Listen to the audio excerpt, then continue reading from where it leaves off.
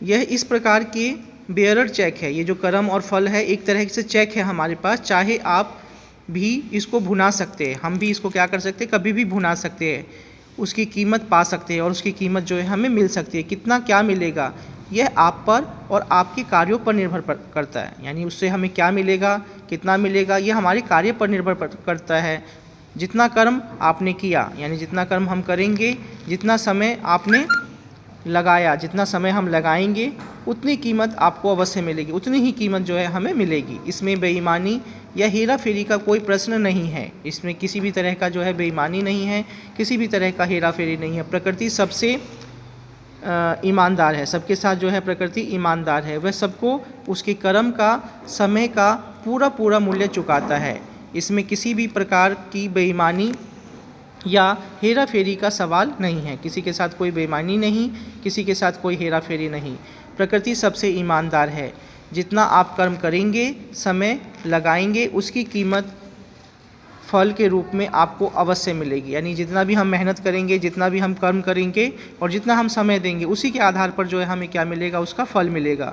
प्रत्येक मनुष्य का जीवन उसके कर्म और समय के अनुसार होता है। जैसा कर्म होता है, जितना समय लगता है, उसी के अनुरूप वह होता है।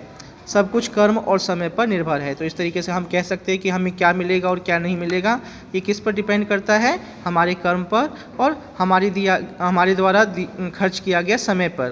प्रत्येक मनुष्य जैसा कर्म करता है, उससे जितना समय लगता है, उसी का फल पाकर रहता है।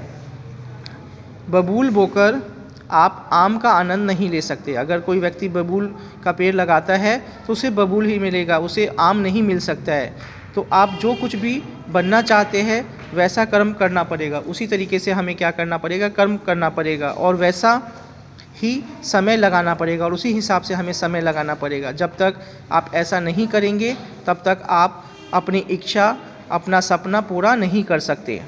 तब तक हम जो है अपनी इच्छा को और अपने सपनों को पूरा नहीं कर सकते। अगर आप सोचते हैं कि किसी चमत्कार के बल पर या पूजा पाठ अथवा मंत्र से ऐसा हो जाएगा, तो आपकी भूल है। ये जो चीज़ हम अगर प्राप्त करना चाहते तो किसी पूजा पाठ से हम नहीं प्राप्त कर सकते, किसी मंत्र को पढ़कर नहीं कर सकते।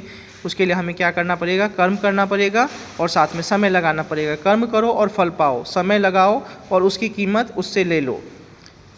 कभी या किसी भी आदमी का किया गया कोई भी कर्म और दिया गया समय, चाहे वह अच्छे काम के लिए हो या बुरे काम के लिए, व्यर्थ नहीं जाएगा, उसका परिणाम अवश्य मिलेगा। यानी जो भी हम करेंगे उसका परिणाम हमें अवश्य मिलता है। अपराध करने वाला भी तो आखिर कर्म करता है, कोई अपराध करता है तो वो अपना कर्म करता है और अपना समय लगाता है, तभी तो उसका फल पाता है और उसका फल वो पाता है। यह बात अलग है कि बाद में उसका परिणाम बुरे रूप में सामने आता। अगर हम बुरे कर्म करेंगे तो उसका रिजल्ट भी कैसा आएगा, बुरा आएगा।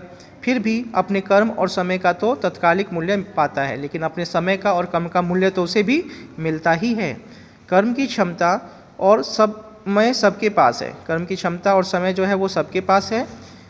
इनका उपयोग कर प्रत्येक व्यक्ति जो चाहे सो पा सकता है और हर व्यक्ति जो है इसका उपयोग करके अपने इच्छा अनुसार जो है चीज़ों को प्राप्त कर सकता है। तो कहानी का उद्देश्य क्या था, पाठ का उद्देश्य है पाठकों को अच्छे कर्म करने एवं समय के महत्व को समझने की सीख देना। जो भी इसको पढ़ रहा है उसको ये चैप्टर क्या सिखाता है कि अच्छे कर्म करो और समय के महत्व को समझो।